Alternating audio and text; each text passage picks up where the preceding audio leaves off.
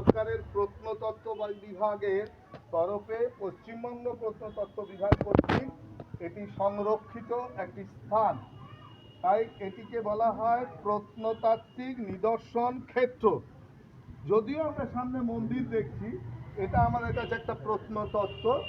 সেই জন্য তোমরা জানো যে হিস্ট্রি রিরাইটিং, ইতিহাস লিখতে গেলে আমরা সবসময় বলে থাকি হিস্ট্রি রাইটিং, এটা ভুল কথা।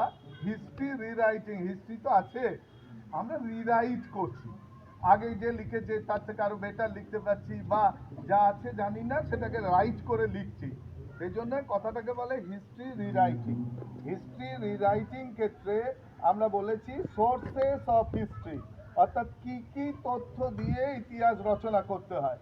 তার মধ্যে মুদ্রা বলেছি, তার মধ্যে বলেছি দু তিন রকমের ইতিহাস, প্রি হিস্ট্রি, প্রোটো হিস্ট্রি আর হিস্ট্রি।